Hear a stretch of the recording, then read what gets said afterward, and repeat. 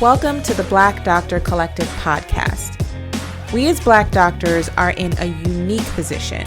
We can change our communities, healthcare, and the world. Of course, we start by changing the way we see and value ourselves. I'm your host, Dr. Shanika Horn, pediatrician and physician coach, travel extraordinaire. I am so happy to have you here and listening. So let's get into it.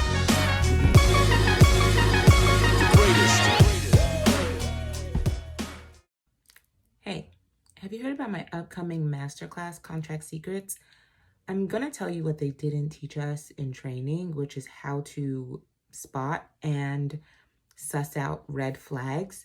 I'm going to break it down to 3 categories. 1, money blockers, how they're trying to keep us poor. 2, time blockers, how they're trying to monopolize our time.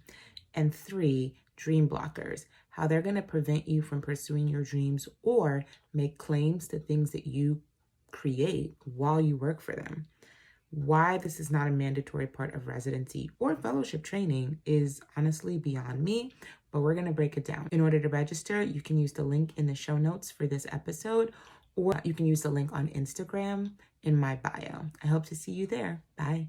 Hey, y'all, listen.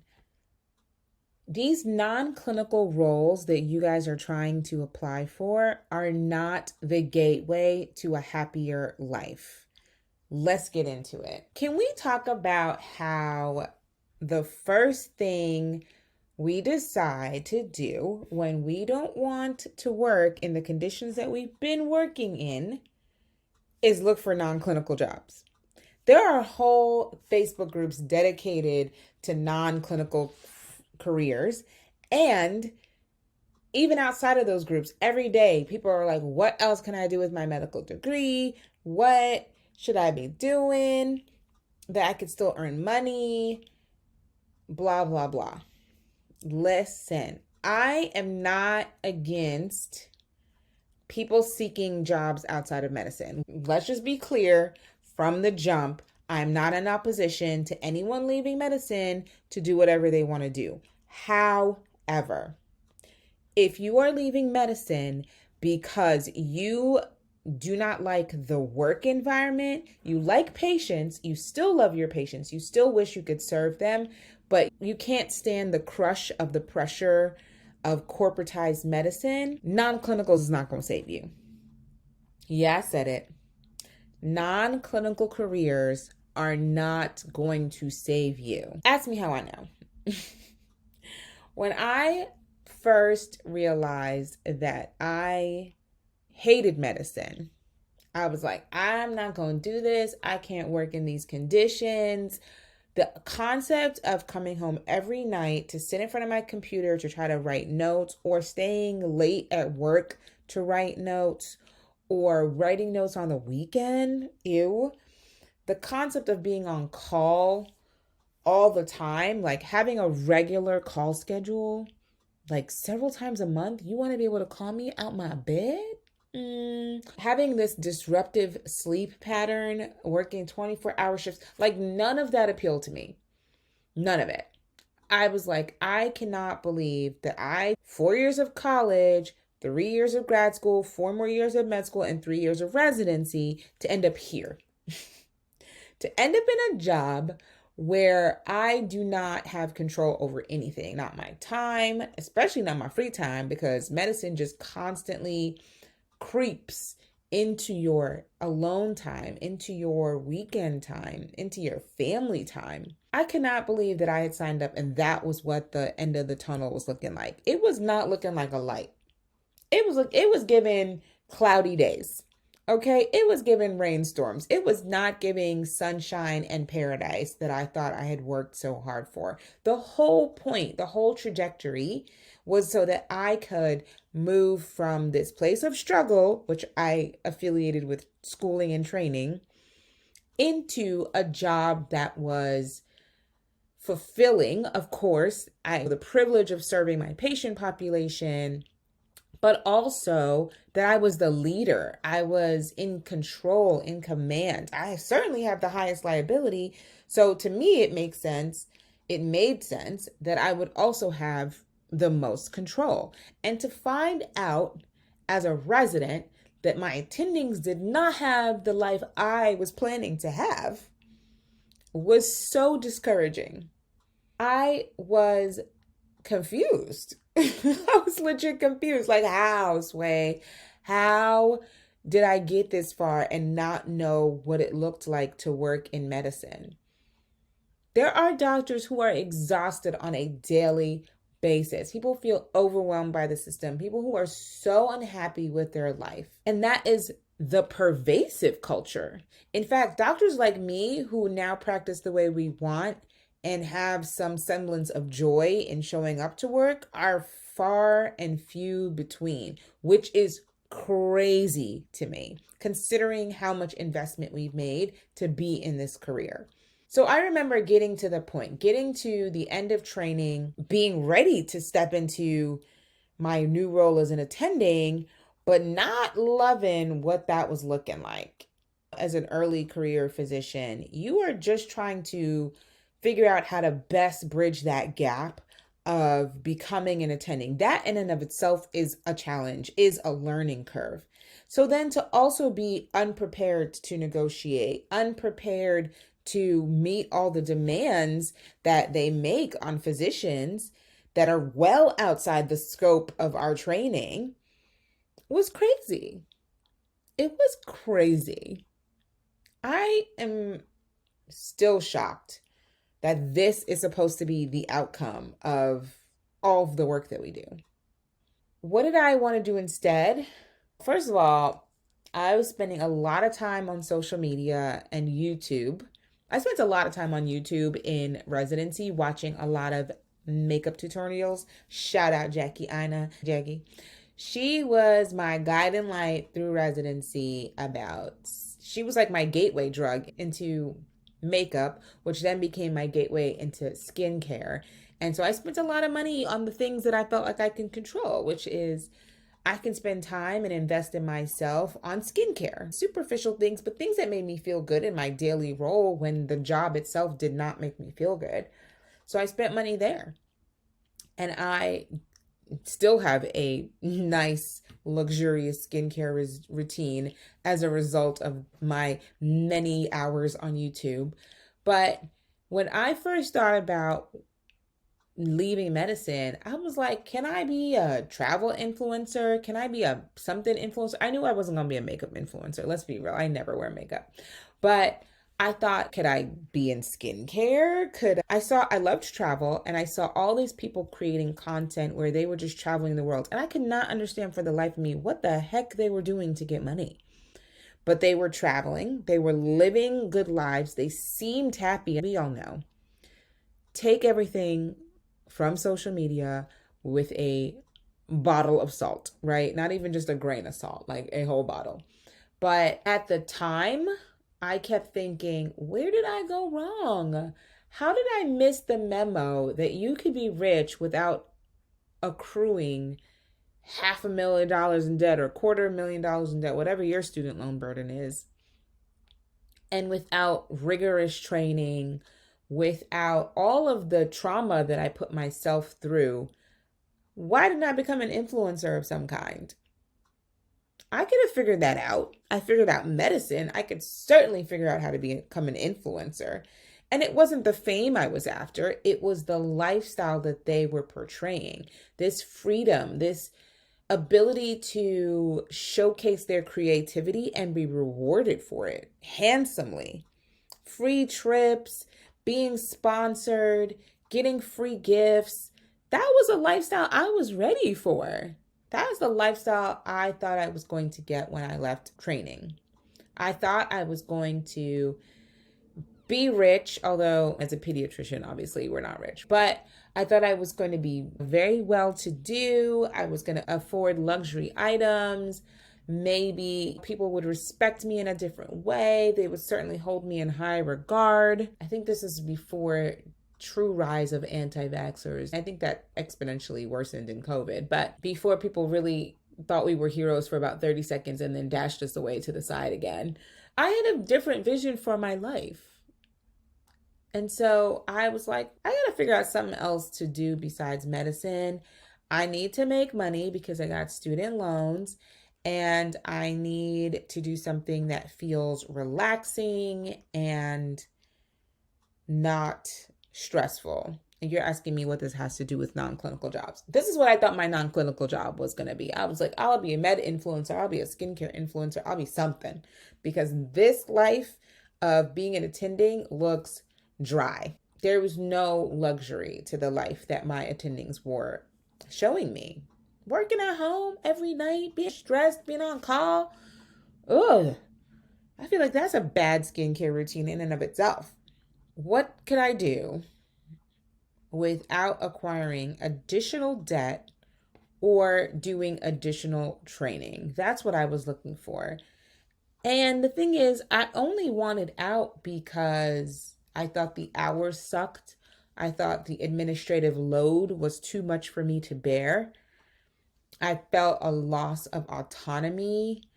I felt like a doc in a box, like people would hire me and I was so replaceable and a cog in the wheel of this medical industrial complex. I felt disrespected, both by patients sometimes, but really by my employers. The expectations they had for us that had nothing to do with medicine, the disrespect from insurance companies. Why I gotta justify to you why my patient needs what he needs when I'm the one who examined him, got the diagnosis, used the standard of care practice to determine the treatment plan, and I still gotta write you 1,000 letters on why they need that medication? That's ridiculous to me. Utterly frustrating. And then you guys just reject it anyway. Yes, insurance companies, I'm talking to you. Same thing with pharma. Why are the medications so damn expensive? Why? What are we doing? And then everybody thinks that we as doctors are in it for the money. What money? I need like a cricket soundtrack or something, because where is the money that we're getting from prescribing you things? I'm waiting for it. Nope, my bank account balance did not go up. Okay. I felt that there were so many things wrong with how medicine was being practiced that I hadn't anticipated. But when I came back to it, it's not that I wanted to not treat patients. It's not, I still wanted to treat patients. I loved patients, especially because I'm peds and babies are so great. Kids are hilarious. Teenagers are too honest for their own good sometimes. The essence of what I wanted to do when I signed up was still there. Having meaningful patient interactions, the ability to impact someone's life long term, to solve problems was still good and challenging to my brain. The respect, I think, within my own family, within my own local community, when people find out you're a doctor, that still existed. There was still both prestige and service and fulfillment underlying it, but it was just smothered in crap from the superiors, from people who were making medicine more corporate. In actuality, it wasn't that I hated medicine at its core. I hated what I was expected to do. All the rigmarole, all the paperwork, all the charting. And what I wanted was, I still wanted to be well paid. I still wanted to be a leader. I still wanted all these things. And I thought the best way to do it was to leave. And for some people, the best way to do it is to leave. Again, this is not a counter argument for leaving medicine. My point to you is, if the reason you're leaving is because you are not getting the conditions that you want, and you think the conditions are going to be better in a new job or a new role, I'm here to tell you that's not true, baby. People can disrespect you anywhere. Have you ever been to a Jamaican restaurant? Listen, no, people will disrespect you Monday through Sunday if you let them, okay? You can get disrespected in any scenario. If you are not armed, equipped, prepared to manage other people, to manage the expectations placed on you, to manage your work schedule and how you work, it can happen anywhere. People run from medicine because they look for jobs where the conditions they want already exist. I'm going to say that again. The reasons people leave medicine or they leave an academic center and they switch to locums or they try to change jobs is because they are seeing the end goal that they want and that it already exists in a particular place. So they know that if they switch, they are only required to work Monday through Friday. That's the status quo. They don't have to ask for it. It exists. It's the baseline. But you can get that in medicine if you asked for it. This is where I have the problem is that we did all of this training. We still want to be doctors. We still want to serve people. We just don't want to ask for the actual things that we want, which is agency, which is flexibility, which is forgiving and accommodating schedule. There are things that we so clearly want, and rather than ask for it, there's such a discomfort in asking for it that we would rather just run into a whole nother field. We're willing to make less money. People will take pay cuts just to get the work conditions they want. So why then, if you are willing to change jobs, release all of your medical positioning, not rely on the education you worked really hard to achieve in order to get the hours that you want, why then aren't you willing to just ask for it? Why then are you not willing to, if you don't feel prepared to ask for it, tap into the resources that so clearly exist in order to get the thing that you want? I think that's a weird, I don't want to say weird. I definitely just think it's something we need to think more about, because the answer isn't running to another field where the expectation is less. The answer is telling people what they should expect from you and working in that regard. And that's the only way I can foresee that medicine is going to shift, is if we are requiring them to give us agency. Here's where negotiation also comes into play. That's really important. My client decided she wants to work in medicine right after training. Great. Cool. She had one job offer making 150K. To me, that's low. In this economy, 150K, like, nah, dog, we ain't do all this to be at 150K. I'm sorry. It just doesn't make any sense. So we worked through my framework. We used the Any Day Negotiator framework, and it allowed her to obtain multiple offers. And at this point, she was negotiating up, let's say, easy, like almost 75K higher than what she went in. So let's say she's in the low 200s, right? She's up in that amount. So she's negotiated a much higher salary than her initial starting point. Then she realized, you know what? I actually don't want to work 5 days a week. I want to work 4. And they agreed because she asked. There was no back and forth. Y'all, let me tell you, people swear and prepare for an argument. A lot of these jobs are okay with you cutting back your hours and working 4 days a week or whatever it is you desire. Look at me, I work 2 days, one of which is virtual. Okay. There are scenarios where you need to ask for what you want. So she asked for 4 days. So they said, okay, if your salary is $225 and that's for full time, right? We're cutting you from 40 hours to 32. They literally reduced her salary to match that. So she would have been taking a pay cut. Here's why negotiation is important. Her pay cut is still almost 50K higher than the starting salary that she was offered when she came out of training before she started working with me. Yes, sometimes you have to be willing to earn a little less in order to get what you want. But I always say you can work less and earn more. And this is what I mean.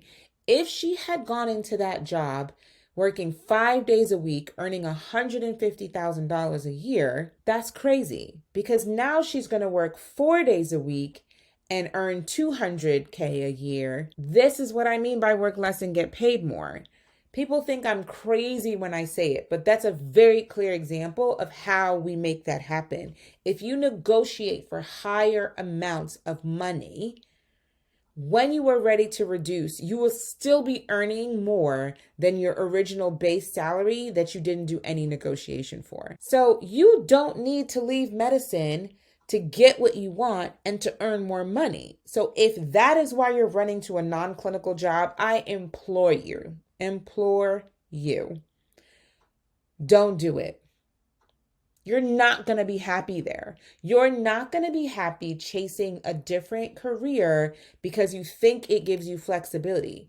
You're going to lament the money you could have been making. And God forbid you find out about someone like my client who is making top dollar in peds and working part-time. You're going to be so mad that you didn't do what you needed to do to get that kind of job. I give the example all the time about asking. I came out of training and I decided I could only work 4 days a week. I worked 4 days a week for over a year. And upon changing one of my jobs, I thought, okay, let me just give them another 4-day-a-week schedule. And I got to that site and realized all the mid-levels, because I was the only doctor there, all the mid-levels were working 2 and 3 days a week. And they were getting the same because they were working in primary peds. So they're still earning top dollar as a provider. I hate that word provider. I'm a physician. As providers, they were still earning top dollar and making and working 2 to 3 days a week. And I had wanted that schedule, but I never asked for it because I thought it sounded unreasonable. Unbeknownst to me, they had already had the schedule that I wanted for years and it wasn't unreasonable. But because I didn't think to ask, that is how I ended up working more than everybody else. That's why now I don't play. If you go somewhere and find out that everyone else has achieved the thing that you want and the only reason you don't have it is because you were too scared to ask for it, you're going to judge yourself. You're going to be so mad at yourself. You're going to beat yourself up about it. So why go through all of that? Why not just decide that, okay, I do in fact want to be in clinical medicine, but this is what it needs to look like. And I don't know how to ask for that, but I know someone who does. You tap into your resources, you sign up for this program, we get you those hours, we get you that higher pay rate. And you can practice to your heart's content. And you will know how to adjust and how to negotiate for any future changes that come up. So when you're ready to cut back to 3 days a week, you can still use that skill set. When you're ready to stop working nights and weekends, you can still use that skill set. When you're ready for a promotion or a raise, same skill set. And let me tell you a little secret. Learning how to communicate what you want and ask for what you want, even in the face of discomfort, translates outside of the career. I have had so many clients talk about how this impacts their personal relationships with their romantic partners. Communication. It's all about communication. Let me get off my soapbox. That's all I got for this week. Stop trying to chase non-clinical roles if the only reason you're doing it is because you think that their schedule is better than the one that you have now. We're not doing that no more. Have a good week. Bye. Thank you so much for listening. Please subscribe to the podcast. And what I want you to do next is link us everywhere you can. Instagram at The Black Doctor. Just become part of our collective. I want you here. Thanks. Until next time. Bye.